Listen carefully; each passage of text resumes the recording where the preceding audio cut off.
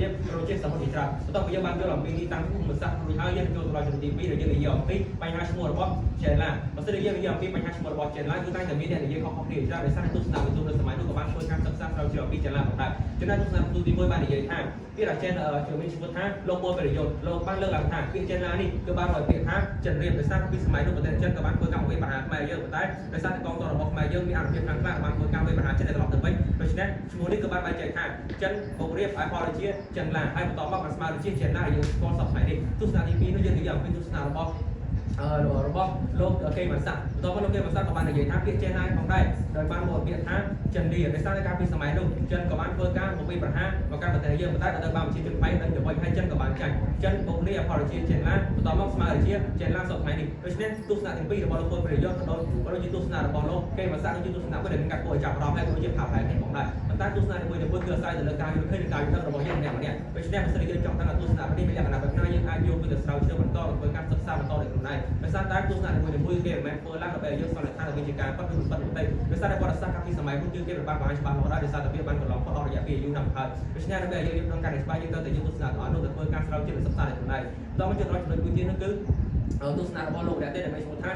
Chakra Brandy ហើយទស្សនៈរបស់លោកផងដែរក៏មានការគួរឲ្យចាប់អារម្មណ៍និងមានការសង្កេតមើលដល់ដូចជាសោះហើយសំផលផងដែរដោយសារតែពាក្យ Chela ក៏បាននិយាយថាការពីមុនប្រទេសកម្ពុជារបស់យើងគឺបែងចែកជាពីរគឺបែងចែកជាខាងលើនិងខាងក្រោមដូច្នេះពាក្យនៅខាងលើគឺជារបស់ខាងជើងហើយចំណែកខាងក្រោមគឺរបស់ខាងត្បូងដូច្នេះនៅខាងលើគេហៅថាជាន់លើហើយចំណែកពាក្យជាន់លើផងដែរគឺគាត់បាននិយាយថាចិនហៅពាក្យថាជាន់លើមិនច្បាស់ក៏បានហៅជា Chela ដូច្នេះពាក្យថាជាន់លើនិង Chela ស្ដាប់ទៅគឺវាស្រដៀងគ្នាមិនជាអត្ថន័យខ្លាំងបន្តមកយកទៅដល់ទស្សនៈទី4នោះគឺទស្សនៈរបស់លោក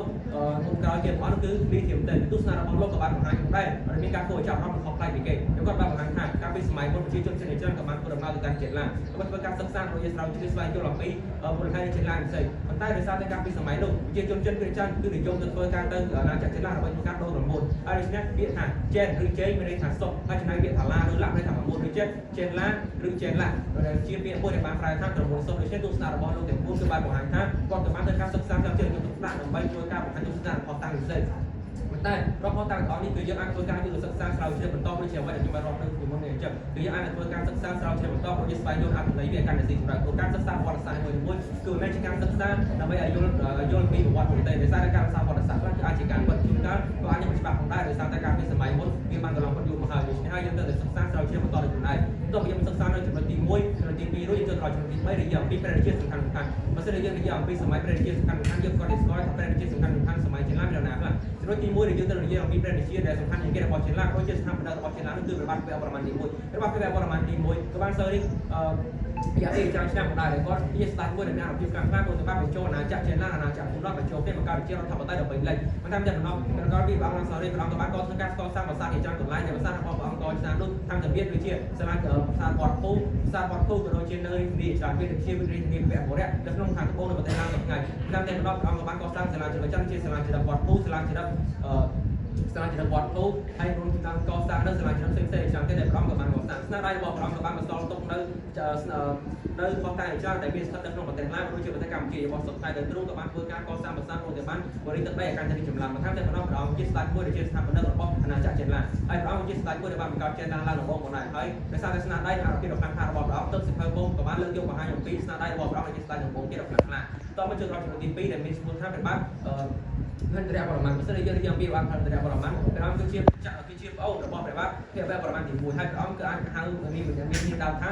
ចិត្តសេប៉ុន្តែដោយសារតែឈ្មោះនៅក្នុងព្រះរាជាក៏បានហៅព្រះអង្គថាហិនទរៈបរមទី1ព្រះអង្គដើមឡើយគឺជាសេនារបស់ព្រះបាទគឺជាមេទ័ពរបស់ព្រះបាទព្រះបរមទី1ហើយដោយសារតែស្នាដៃដ៏ខ្លាំងក្លារបស់ព្រះអង្គក៏បានកសាងនៅសាលាចរិតជាច្រើនផងដែរបន្ថែមទាំងបានកសាងនៅពីទលេមុនដូចជាបានកសាងនៅសាលាចរិតផ្សេងៗទៀតតាមតែម្ដងព្រះអង្គក៏បានកសាងនៅបរិយាទឹកដីបន្តពីព្រះរាមហើយព្រះអង្គក៏បានធ្វើការបរិយាទឹកដីចាប់ពីបុរីរាមនិងបន្តរហូតទៅដល់ទីតាំងផ្សេងៗទៀតនៃប្រទេសបន្ថែមទាំងម្ដងព្រះអង្គក៏បានកសាងនៅលង្ការីក៏ដូចជាកោះរតុលហើយដោយសារតែការស្នាដៃដ៏ល្អរបស់ព្រះអង្គស្នាដៃដ៏ប្រណិតនេះទៅធ្វើឲ្យស្នាដៃរបស់ព្រះអង្គមានការល្បីឈ្មោះយ៉ាងខ្លាំងក្នុងសម័យអាណាចក្រ Chela បន្ទាប់ពីព្រះរាជរបស់ព្រះអង្គតមកចូលទៅដល់ព្រះរាជាទី3នោះគឺមានព្រះនាមថាព្រះបាទឯសាបរមទី1បើសិនជាយើងនិយាយអំពីព្រះបាទឯសាបរមទី1យើងក៏ជិះដឹងអំពីប្រវត្តិសាស្ត្រដូចជាតែសំខាន់របស់ព្រះអង្គឯសាបរមទី1គឺជាស្ដេចមួយ ដែលមានអារម្មណ៍ខ្លាំងខ្លាំងតែមានអារម្មណ៍ខ្លាំងខ្លាំងទេព្រះអង្គតែមានការធ្វើការប្រយុទ្ធប្រឆាំងក្នុងជាតិនៃសម្រាប់ផ្សេងៗហើយព្រះអង្គក៏បានធ្វើការកសាងសារិយាកម្មតាមដំណំនៅពេលដែលសាមរដំបងព្រះអង្គក៏បានវិយកក្រុងអនន្តបុរៈជាក្រុងមួយដែលបានធ្វើការបោះបោតបានបន្តពីបានវិយកក្រុងនេះព្រះអង្គក៏បានខាងទៀតវាបញ្ចូលក្រុងមួយទៀតដែលមានស្ថានភាពវេរនគរបន្តពីធ្វើការបញ្ចូលក្រុងទី2នេះចូលគ្នាព្រះអង្គក៏បានធ្វើការប្រយុទ្ធដែរកសាងចាតែដំណំព្រះអង្គក៏បានធ្វើការវិមហាយុទ្ធរបស់គឺចក្រង្គបុរៈចក្រង្គបុរៈហើយក៏មានទីតាំងនៅជីក្រៃមួយទៀតគឺអមុខបុរៈអមុខបុរៈគឺជាទីតាំងមួយដែលស្ថិតនៅក្នុងស្រុកស្វាយជ័យខេត្តបន្ទាយមានជ័យដូចជាស្ដាប់ការដូចនេះមិនដឹងថាការពីសម័យមុននគរចក្រង្គបុរៈនេះគឺមានទីតាំងនៅខេត្តបន្ទាយមានជ័យដូចជាស្រុកស្វាយជ័យរបស់យើងស្រុកស្វាយជ័យខ្លួនឯងក៏មានទីតាំងនៅក្នុងបន្ទាយមានជ័យផងដែរនេះគឺជាទីតាំងដ៏សំខាន់មួយដែលបានបន្សល់ទុកមកដល់បច្ចុប្បន្នដើម្បីឲ្យមានការសិក្សាស្រាវជ្រាវបន្តស្វែងយល់អំពីវត្តសាស្ត្ររបស់ខ្មែរយើងណាស់តែប៉ុណ្ណោះទេចុងក្រោយគេមានឈ្មោះថានគរភៀមបុរៈនគរភៀមបុរៈផងដែរក៏មានទីតាំងនៅខេត្តបាត់ដំបងដូច្នេះនៅខេត្តបាត់ដំបងក៏មានទីតាំងនគរភៀមបុរៈផងដែរកាលពីសម័យមុនព្រះអង្គក៏បានធ្វើការកសាងក្រោយបានកសាងផ្សារឲ្យច្រើនព្រះអង្គក៏បានធ្វើការកសាងនៅបានកសាងអភិវឌ្ឍជាតិផ្សេងៗដោយសារតែស្នាដៃរបស់ចាស់របស់ព្រះអង្គដោយសារគេឈ្មោះរបស់ព្រះអង្គបានល្បីល្បាញយ៉ាងខ្លាំងនៅក្នុងសម័យអាណាចក្រចេនឡានិងបន្តដល់ប្រចាំរបស់ព្រះអង្គពីព្រះអង្គទៀតនោះគឺរបស់ហាសៈបរម័នហើយនិងរបស់ចក្រង្គបរម័នដល់ពេលយើងបានសិក្សាពីស្នាដៃរបស់បាទរិសានបរម័ននិងប្រវត្តិជីវរបស់ភេវបរម័ននិងរបស់មន្ត្រីបរម័នយ៉ាងស៊ីជម្រៅយើងទៅដល់ស្ដាយទី1ដែលមានឈ្មោះថារបស់ភេវបរម័នទី2បាទបរម័នទី2ដែរគឺស្ដាយអង្គខ្លាំងណាស់មួយដែលគាត់បានកសាងទីក្រុងនឹងបានបរិយាកាសទៅច្រើនតែដោយសារតែការសិក្សាពីសម័យនោះបន្ទាប់ពីព្រះអង្គបានឡើងសោយរាជបងប្អូនរបស់ព្រះអង្គក៏ដូចជាបុត្ររបស់ព្រះអង្គក៏បានធ្វើការដណ្ដើមគ្នាបានធ្វើការដណ្ដើមជ័យរាជសម្បត្តិគ្នាតែដោយសារតែព្រះអង្គក៏បានធ្វើការដណ្ដើមធ្វើការប្រកួតប្រជែងដណ្ដើមជាចុងក្រោយព្រះអង្គក៏បានឈ្នះក្នុងការប្រកួតដណ្ដើមរាជនេះបន្ទាប់ពីព្រះអង្គបានឡើងសោយរាជព្រះអង្គក៏បានស្គាល់តាំងនៅសាលាជ្រលឹកចាស់ដូចជានៅបាយ៉ង់កោដូចជាសាលាជ្រលឹកនៅខេត្តព្រះវិហារផ្សេងៗបន្ទាប់ពីស្នាដៃរបស់ព្រះអង្គខ្លាំងណាស់នេះហើយធ្វើឲ្យព្រះអង្គមានភាពល្បីល្បាញយ៉ាងខ្លាំងក្នុងសម័យអាណាចក្រចេនឡាដូច្នេះនៅក្នុងសម័យជំនាន់ទី5នោះគឺរបស់ព្រះមហាក្សត្រទី5ដែលមានឈ្មោះថាព្រះបាទ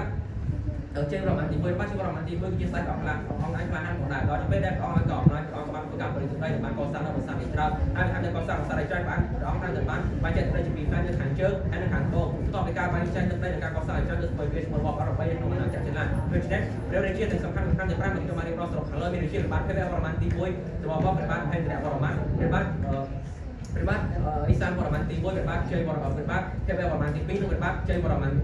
ទី1គឺជាស្ដេចមួយដែលមានទឹកចិត្តអន់ក្លាហាននិងបានធ្វើការកសាងក្នុងព្រះអាណាចក្រចេនឡារហូតដល់ប្រជាអាណាចក្រដ៏រឹងមាំមួយបន្តពីយើងបានដឹងអំពីការកសាងក៏ដូចជាព្រះរាជាសំខាន់នៅក្នុងសម័យអាណាចក្រចេនឡាយើងដល់ជំនាន់ទី1រយៈពេលមូលហេតុនៃការបែកបាក់អាណាចក្រចេនឡាសួរថាហេតុអ្វីបានជាអាណាចក្រចេនឡាអាចបែកបាក់បានទាំងដែលអាណាចក្រនេះគឺជាអាណាចក្រដ៏រឹងមាំដូច្នេះហើយនៅលើលោកនេះអ្វីគ្រប់យ៉ាងគឺតែតែមានទីបញ្ចប់គឺគ្មានអ្វីដែលសុទ្ធទេនៅឡើយប៉ុន្តែដោយសារតែកាលពីសម័យមុននេះព្រះបាទជាប្រមាណទី1ដែលជាស្ដេចមួយអង្គឯកក្លាហាននេះគាត់បន្តពីព្រះអង្គបានធ្វើការសោយរាជក្នុងព្រះនគរច្រើនតែពេលព្រះអង្គសោយទីនេះគាត់ព្រះអង្គទូមានរាជទានដើម្បីសោយធ្វើការស្នងរាជបន្តិចបន្តមកព្រះអង្គក៏បានឲ្យមន្ត្រីរបស់ព្រះអង្គឡើងសោយរាជប៉ុន្តែដោយសារតែប្រនាងទ្រង់ក៏មានលទ្ធភាពក្នុងការក្រុងនគរទៅធ្វើឲ្យនគរចេនឡាបាច់បាក់ច្រើនចំណុចទី1សំខាន់ដែរនោះគឺគេនិយាយអំពីការបែងចែកទឹកដីដោយសារតែកាលពីសម័យមុនអាណាចក្រចេនឡាគឺជាអាណាចក្រមួយដែលមានទឹកដីដ៏ធំមែនទែនដោយសារលេខសំខាន់ខាងជើងជាប់នឹងប្រទេសចិនបន្តមកខាងកើតជាប់ជាមួយនឹងចម្ប៉ាក៏ដូចជាជាប់ជាមួយនឹងជួរសមុទ្រចិនហើយបន្តមកខាងត្បូងវិញគឺមានទីតាំងជាប់ជាមួយនឹងសមុទ្រអាគោដុំក៏ដូចជាជាប់នឹងប្រទេសផ្សេងៗទៀតហើយចំណែកខាងលិចនេះគឺមានទីតាំងជាប់ក្នុងភូមិដោយសារតែទីតាំងដ៏ធំនិងទីតាំងនគរមួយនេះធ្វើឲ្យមានការក្រុមយ៉ាងខ្លាំងទៅលើការគ្រប់គ្រងទៅលើប្រជាជនក៏ដូចជាបុគ្គលពិសេសដែលស្ថិតនៅក្នុងកន្លែងនេះដោយសារតែមានការបែងចែកទឹកដីផ្សេងៗដោយសារតែការទឹកដីដ៏ធំនេះហើយត្រឹមទី2នោះគឺជានិយាយអំពីការបែងចែកទឹកដីដោយសារតែបានជ័យបរម័នទី1បន្តសោយទីបង្កត់ព្រះអង្គក៏បានធ្វើការឲ្យព្រះរាជបុត្រីរបស់ព្រះអង្គឡើងសោយរាជបន្ទាប់ពីព្រះរាជឡើងសោយរាជអាណាចក្រឆ្មាំក៏ត្រូវបានបែកបាក់ហើយក៏បានធ្វើការបន្លាចក្នុងប្រទេសបន្តហើយជាអាណាចក្រផ្សេងចំណុចទី4ជា3យើងនិយាយអំពីចេនឡាដីកូគឺជាចេនឡាមួយដែលសម្បូរទៅដោយដែលមានទីក្រុងប្រចាំនិងមានទីអាចារ្យបែងចែកចេញឆ្ងាយពីគ្នាហើយការសម័យចេនឡាដីកូក៏ដែរព្រះមហាក្សត្រដែលមានអំណាចខ្លាំងជាងគេនោះគឺមានឈ្មោះថាហាសាបរម័នដោយសារតែព្រះបាទសំទុកគឺមានឈ្មោះថាព្រះបាទជ័យវរៈបរម័នដែលជាស្ដេចមួយអង្គឯកក្លាហាននៅក្នុងកាលពីសម័យនោះមកតាមតែស្ដប់កាលពីសម័យមុនគឺក្នុងនគរយ៉ាងជើងដែលមានឈ្មោះថាវៀតណាមសពថ្ងៃនេះគឺទទួលបានការឈ្លានពានពីសំណាក់របស់ប្រទេសចិនដោយសារតែមានការឈ្លានពានពីសំណាក់ប្រទេសចិនមេតបរបស់អាណាដែលមានឈ្មោះថាម៉ៃហាក់ដេក៏បានស្រែកចិត្តថាពឹងទៅលើព្រះបាទពឹងទៅលើចេនឡាដីកូដើម្បីធ្វើការមកជំនួយប៉ុន្តែដោយសារតែការពីសម័យនោះចេនឡាដីកូក៏បានធ្វើការលើកតបដើម្បីជួយជួយបញ្ហាទៅលើតបចិនក៏បានរំដោះអាណាក៏ដូចជានគរមួយដែលមានឈ្មោះថាដូហូតូចេញពីសំណាក់ប្រទេសចិនបានចំណែកចំណុចទី4ជា3នេះគឺយើងនិយាយអំពីចេនឡាដីតឹកបើសិនជាយើងនិយាយអំពីចេនឡាដីតឹកចេនឡាដីកូនេះ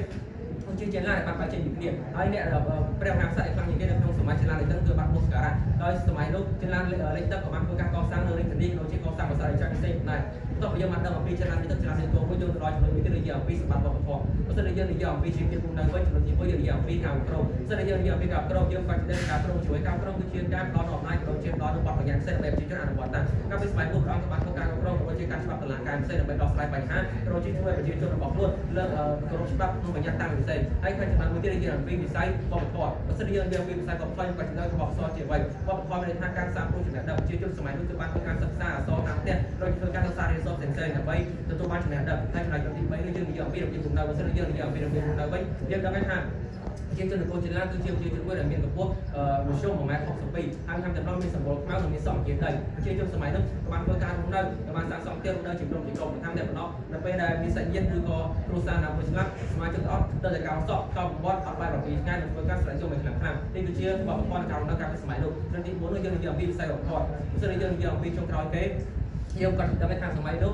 ការសិក្សាអរិយធម៌ដូចជាការកសាងនៅភាសាផ្សេងក៏មានជំនាញពួកអ្នកសាស្ត្រខ្មែរសម័យនោះគឺមានជំនាញយ៉ាងខ្លាំងក្នុងការស្រាវជ្រាវសិក្សាពីចំណេះដឹងផ្សេងតែម្ដងក៏បានធ្វើការកសាងភាសាដូចជាកសាងសម្រាប់បំផុសផ្សេងក៏ដោយវិទ្យាសាស្ត្របណ្ឌិតរបស់ចម្លាក់ច្រើនតែដំណំចុងក្រោយគេនោះគឺគេបានបង្ហាញថាភាសាសម្បូរប្រេកុកវិទ្យាភាសាបន្សល់មកពីសម័យនគរជាតិនេះបានចូលវគ្គតែកម្ពុជាថ្ងៃទី17ខែកក្កដាឆ្នាំ2012ដូច្នេះហើយសរុបមកនៅក្នុងកាលពីសម័យអាណាចក្រជាតិគេបានសិក្សាយ៉ាងខ្លាំងទៅលើអំពីភូមិសាស្ត្រប្រវត្តិដីក៏ជាប្រវត្តិសាស្ត្រសំខាន់ៗដើម្បីយើងសិក្សានិងស៊ីជយជំរឿយ៉ាងលម្អិតអំពីប្រវត្តិសាស្ត្ររបស់សាស្ត្រមួយក៏ដូចជាប្រវត្តិសាស្ត្រណាក្នុងការខាងសេដ្ឋកិច្ចដូច្នេះដោយសារតែកម្មវិធីរបស់ខ្ញុំមានតែប៉ុណ្ណេះសូមអរគុណ